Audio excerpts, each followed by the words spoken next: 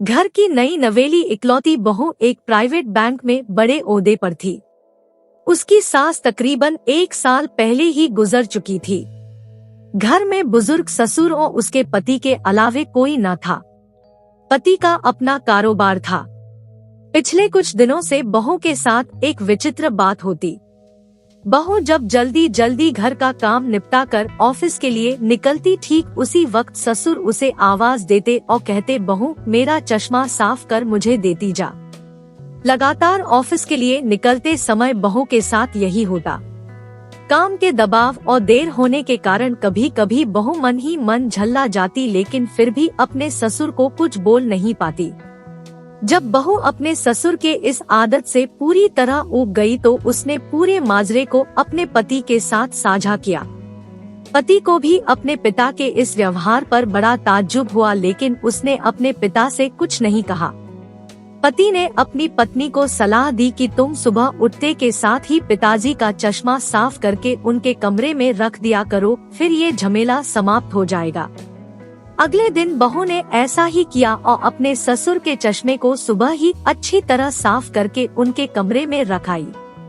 लेकिन फिर भी उस दिन वही घटना पुनः हुई और ऑफिस के लिए निकलने से ठीक पहले ससुर ने अपनी बहू को बुलाकर उसे चश्मा साफ करने के लिए कहा। बहू गुस्से में लाल हो गई, लेकिन उसके पास कोई चारा नहीं था। बहू के लाख उपायों के बावजूद ससुर ने उसे सुबह ऑफिस जाते समय आवाज देना नहीं छोड़ा। धीरे धीरे समय बीतता गया और ऐसे ही कुछ वर्ष निकल गए। अब बहू पहले से कुछ बदल चुकी थी। धीरे धीरे उसने अपने ससुर की बातों को नजरअंदाज करना शुरू कर दिया और फिर ऐसा भी वक्त चला आया जब बहू अपने ससुर को बिल्कुल अनसुना करने लगी। ससुर के कुछ बोलने पर वह कोई प्रतिक्रिया नहीं देती और बिल्कुल खामोशी से अपने काम में मस्त रहती। गुजरते वक्त के साथ ही एक दिन बेचारे बुजुर्ग ससुर भी गुजर गए।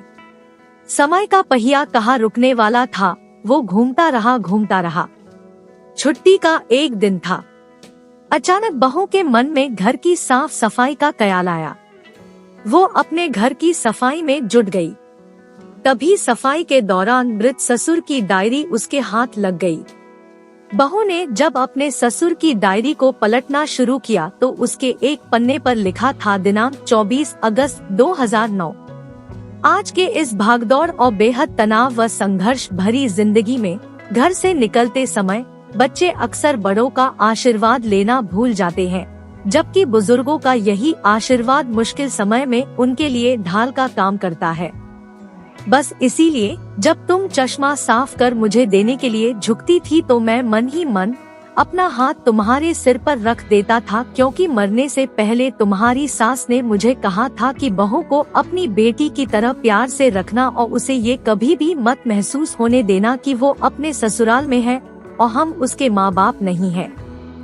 उसकी छोटी मोटी गलतियों को उसकी नादानी समझकर माफ कर देना। वैसे मेरा आशीष सदा तुम्हारे साथ है बेटा। डायरी पढ़कर बहू फूट फूट कर रोने लगी। आज उसके ससुर को गुजरे ठीक 2 साल से ज्यादा समय बीत चुके हैं, लेकिन फिर भी वो रोज घर से बाहर निकलते समय अपने ससुर का चश्मा साफ कर उनके टेबल पर रख दिया करती है, उनके अनदेखे हाथ से मिले आशीष की लालसा में।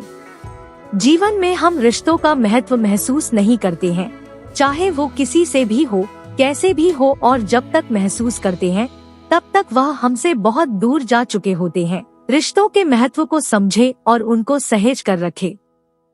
दोस्तों, आपको यह कहानी कैसी लगी कमेंट करके जरूर बताएं। हमें आपके जवाब का इंतजार रहेगा। अगर कहानी पसंद आए तो लाइक जरूर करें और ऐसी ही और कहानियाँ सुनने के लिए चैनल को सब्सक्राइब जरूर करें। आपका बहुत बहुत धन्यवाद।